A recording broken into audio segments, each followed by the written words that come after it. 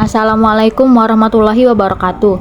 Baik, saya di sini akan memberikan tutorial cara mencari data jumlah penduduk, tingkat pendidikan, dan PDRB Provinsi Jawa Timur.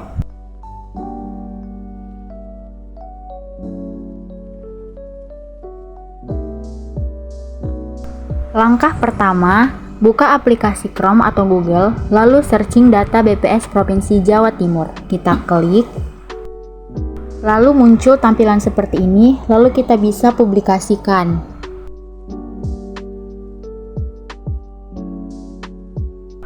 Nah, di sini sudah saya download.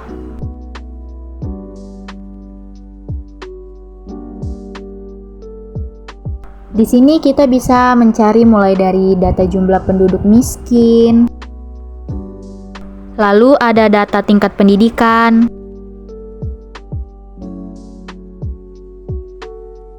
dan yang terakhir untuk data PDRB juga ada.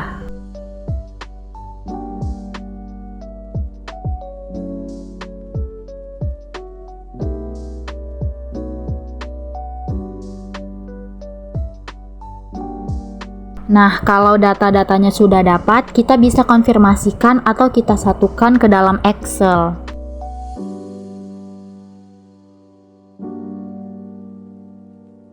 Nah, tujuan kita membuat ke dalam Excel untuk mempermudah kita saat nanti diimport data ke SPSS-nya.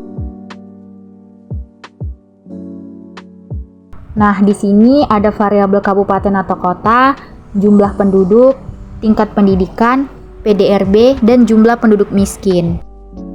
Selanjutnya, kalau datanya sudah ada, lalu kita buka SPSS-nya. Kita klik pada bagian variable view.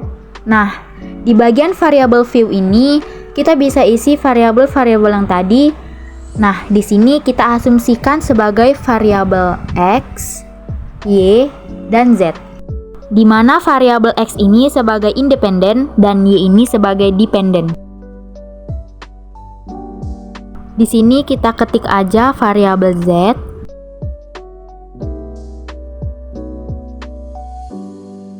Lalu ada variabel X, yaitu variabel X1, X2, dan X3. Lalu variabel Y.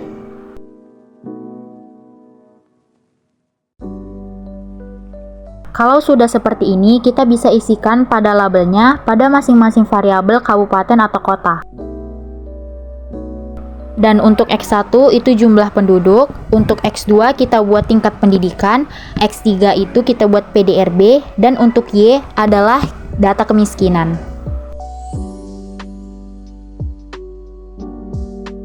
Nah, kalau sudah, kita bisa mengubah mau dari tingkat pengukuran datanya. Jadi, untuk variabel Z ini, kita akan menggunakan user nominal, sedangkan untuk variabel X dan Y itu menggunakan scale, karena kedua variabel ini akan diregresikan, jadi harus menggunakan data scale.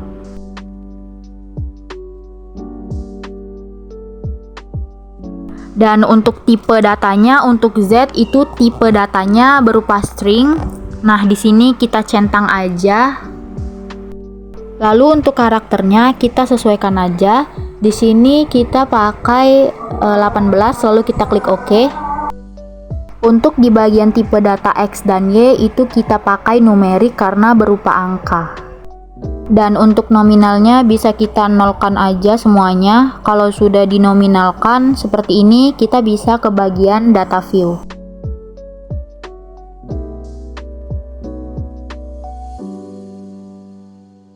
Dimana ini untuk mengimport datanya, ini udah ada X dan Y. Kita buka data Excel yang tadi, lalu kita kopikan semuanya.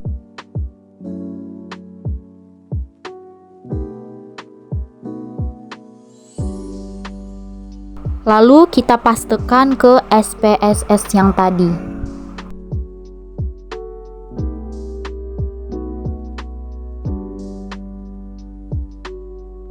Kalau import datanya sudah, kita bisa lanjut ke analisis. Di sini kita klik aja analisis, lalu di bagian regression kita klik di bagian linear. Nah, di sini ada dua kotak, ada dependent dan independent. Jadi untuk dependent kita masukkan variabel Y atau data kemiskinan, dan untuk independent kita masukkan jumlah penduduk, tingkat pendidikan, dan juga PDRB-nya.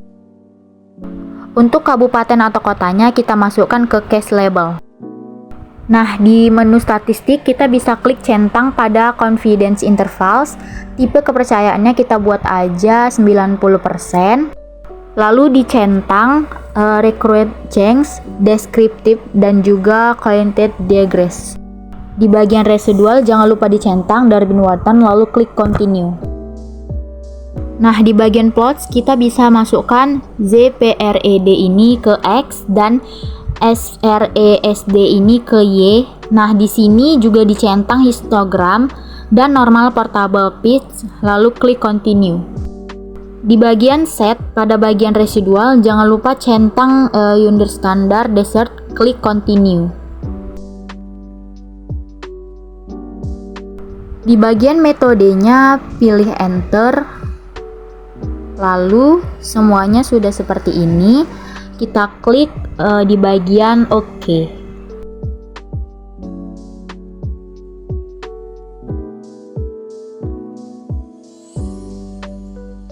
Nah, kalau outputnya udah keluar seperti ini, selanjutnya kita akan melakukan yang namanya interpretasi. Jadi untuk melihat hubungan antara variabel Y dengan variabel X, X1, X2, dan X3,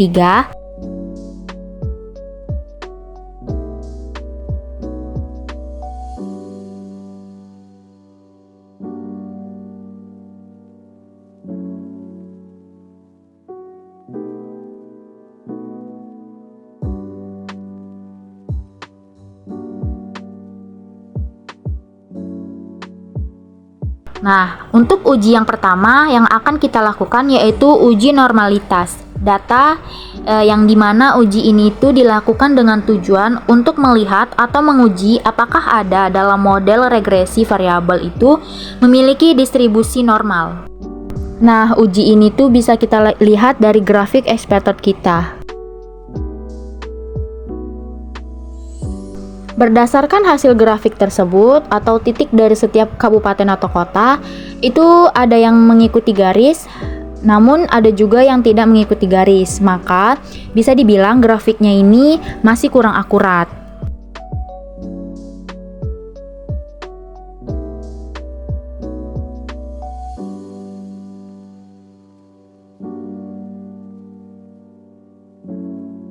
Kita balik lagi ke bagian input data. Nah, di sini udah ada RES1. Lalu kita klik analis, kita pilih Arithmetic Test, lalu klik Legacy Dialogs.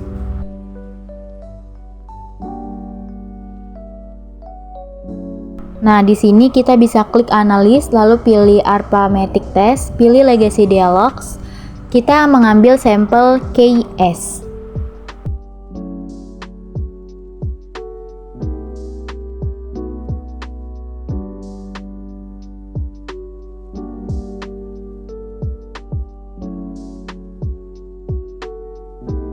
Terus di bagian ini muncul tabel one sample Kolmogorov Smirnov test. Nah, jadi dari sini kita bisa lihat kalau nilai signifikasinya lebih besar dari 0,05, maka data ini tuh berdistribusi normal. Sedangkan untuk signifikasinya kita dapatkan yaitu 0,05, yang ini tuh lebih kecil dari 0,05. Jadi data ini tidak terdistribusi normal. Jadi untuk mengatasi hal tersebut, mungkin kita bisa lihat dulu pada signifikan dari setiap variabel. Nah, di sini yang tidak memenuhi itu adalah variabel tingkat pendidikan.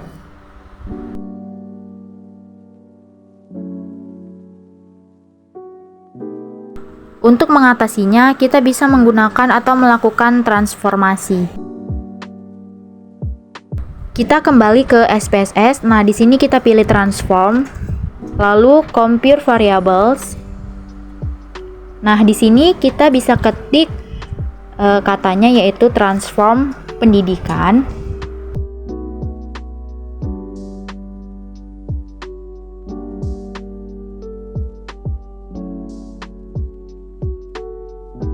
Lalu di bagian numeric expressions-nya kita bisa pilih yang SQRT. Lalu kita masukkan pada variabel tingkat pendidikan. Kalau sudah, langsung saja kita klik OK. Nah, di sini akan muncul tabel hasil dari yang tadi. Nah, jadi ini data yang sudah berdistribusi normal.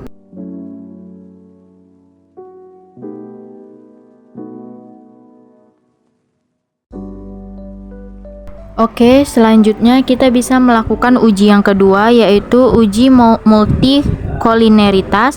Untuk uji kolineritas ini dilakukan untuk menguji apakah ada atau tidaknya multikolineritas dalam model regresi, yang dimana di sini kita akan melihat tabel koefisiennya. Nah, jadi pada tabel koefisien ini kita bisa melihat nilai colinearity dan nilai FIV-nya. Jadi apabila nilai colinearity toleransinya di bawah 0,1 dan nilai FIV-nya itu 10, maka akan terjadi multikolineritas. Berdasarkan tabel yang kita dapatkan, kalau nilai colinearity toleransinya itu berada di atas 0,1 dan nilai FIV-nya itu berada di bawah 10, sehingga data ini itu terjadi multikolineritas.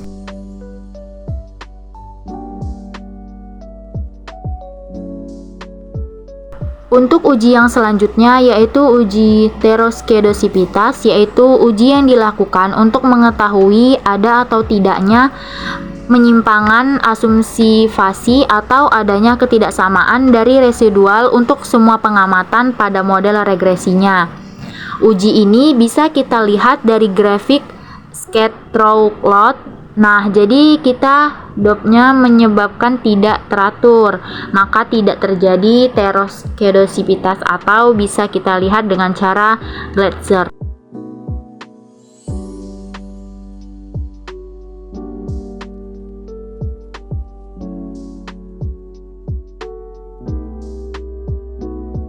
Di sini kita kembali ke input data, terus di sini kita bisa pilih di menu transform, compute variables. Ini boleh direset dulu. Pada bagian target variable kita ketik ABS-RES, lalu di numeric expression kita pilih ABS, lalu kita masukkan yang variabel under standard result RE1.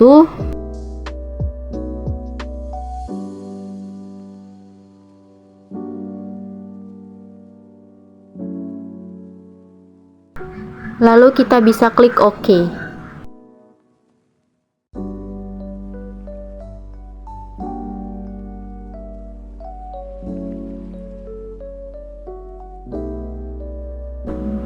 Kita klik di bagian analis, lalu pilih regression, linear.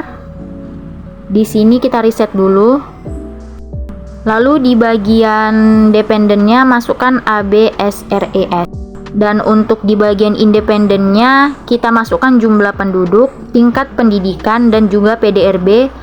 Lalu kita klik OK. Nah, di sini kita mendapatkan tabel koefisien.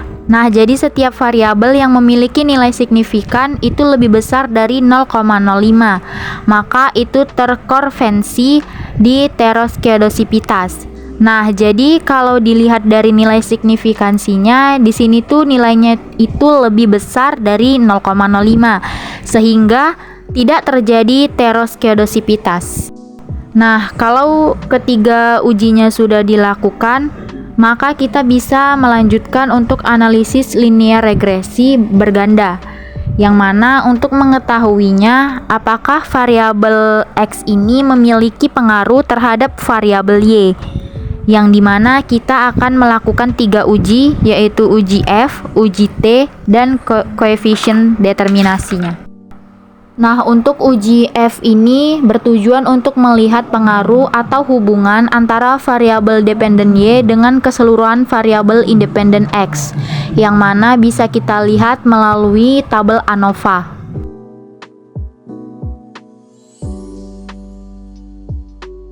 Nah, di sini tabel ANOVA kita bisa lihat untuk nilai F hitung itu sendiri 49,743, sedangkan untuk nilai signifikansi itu 0,00.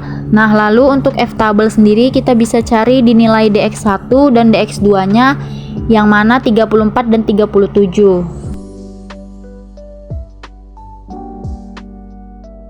Nah, di sini kita cari tabel distribusi F. Nah, di sini kita menggunakan alpha yaitu 0,1. Lalu kita lihat di 3 dan 34. Jadi kita dapatkan F tabelnya yaitu 2,252. Nah, kita kembali lagi ke output. Nah, kita mendapatkan 2,252. Nah, jadi bisa disimpulkan bahwa F hitung yaitu 49,743 ini lebih besar dari F tabel 2,252, sehingga menunjukkan adanya pengaruh. Jadi secara keseluruhan variabel ini tuh menunjukkan adanya pengaruh terhadap variabel Y. Nah, selanjutnya kita bisa melakukan uji T untuk melihat satu persatu atau secara parsial apakah variabel-variabel ini berhubungan atau berpengaruh terhadap variabel kemiskinan. Nah, uji T ini bisa kita lihat dari tabel coefficient. Nah, di sini udah dinilai untuk T hitungnya. Jadi untuk T hitung jumlah penduduk itu 1,135, tingkat pendidikan 11,537 dan PDRB 0,138. Nah, untuk melihat nilai T tabel kita bisa menggunakan rumus yaitu alpha dibagi 2 titik koma n dikurang angka dikurang 1. Nah, tadi kan alfanya 0,1. Kita bisa buka tabel distribusi kita yang tadi. Nah, karena alfanya tadi 0,1 dibagi, yaitu 0,05. Sedangkan N-nya atau sampelnya atau jumlah kabupaten kotanya itu adalah 38 dikurangkan jumlah variabel independen dan dikurang 1, maka dapatnya 0,5 F,34. Nah, di sini bisa kita lihat aja 34 yaitu 2,032.